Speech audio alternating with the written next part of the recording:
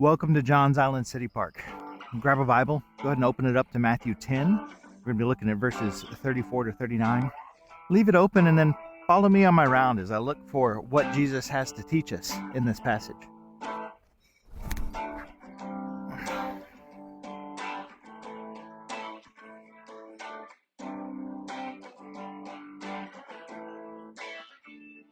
In the previous passage, Jesus has called his disciples to faithfulness, to acknowledge Christ, that the Father might acknowledge us, to refuse to deny him, because to deny Christ is to deny the Father.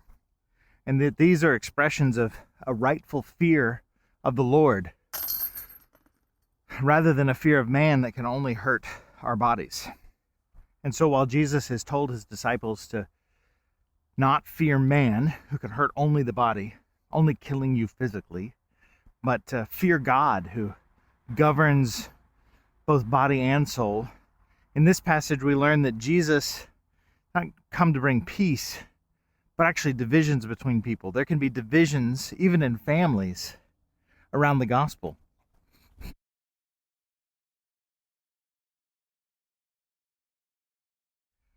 Jesus has come not to bring peace, but a sword, to divide between those that we have a natural intuition should be united.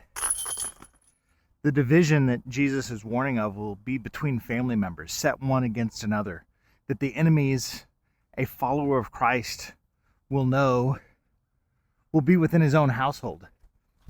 I mean, that's a terrifying and upsetting reality in some ways, many ways. It's a deeply upsetting thing to think that those who should support you most closely might in fact be the ones who make it harder to follow Jesus. Jesus is warning us that it's one thing to resist a public authority that can put you to death. There's a certain even elegance to martyrdom, or at least temptation that way. I don't think that's really true. But to be at odds with our family is in some ways a more terrifying proposition. The temptation will be to please our families, to maintain peace in the household when things get hard. But that's not what Jesus calls us to. Jesus calls us to love him most of all. The love of father or mother, son or daughter is a good thing. It's a good gift from the Lord. But Jesus tells us that if it's wrongly ordered, if our love for the Lord is outdone by our love for family, then we've done something wrong. Our affections are disordered.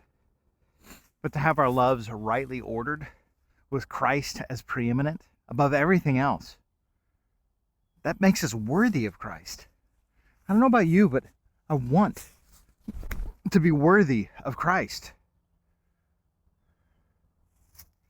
To that end, we need to recognize that the cost of discipleship, the cost of following Christ, of living a life of obedience, living the life of forgiveness, is incredibly high. Woo! Jesus states it negatively, but the positive form of the sentence is that to be worthy of Christ requires us to take up our cross and follow him. I think it's hard for us to really appreciate how radical that statement really is. The cross was no fashion accessory in the Roman Jewish culture of Jesus' day. And in fact, I don't think we have a corollary to it. The cross was the most extreme form of both physical and social punishment. To physically suffer for days on end, slowly suffocating under your own body weight. But to be hung naked before all your neighbors. Like the death of body and social standing is profound and complete when one takes up their cross. To be crucified would be to put the physical body to death, but it also would have led to a complete separation between your community and even your family. Everyone would have disowned you. And yet this is what Christ tells his disciples is required for them to be worthy of him, to be ready to suffer death and shame for Christ is what he expects of his disciples. Jesus doesn't sugarcoat things for his disciples. The cost is very evident. But why would we ever take such a deal? Well, the last verse of our reading gives us the answer. Whoever would find his life will lose it. But whoever loses his life for Christ's sake will find it and keep it forever. Christ makes it abundantly clear that to be at odds with our parents or our children for the sake of Christ, to suffer public shame and humiliation and scorn for the sake of Christ, even to lose our life for the sake of Christ, is all worth it. Because to lose our life for Christ's sake will mean that we actually find it and keep it forever. For those who look to Christ for their hope, for their salvation, for their life, the joy of being forgiven of sin, of being declared right by the righteousness of Christ, of having a right relationship and a future hope, an eternity spent with your Maker who loves you and whom you love more than anything else. It makes these temporary passing costs of family and reputation and even your life totally worth it. Christ is worth it. He is glorious and valuable above everything else.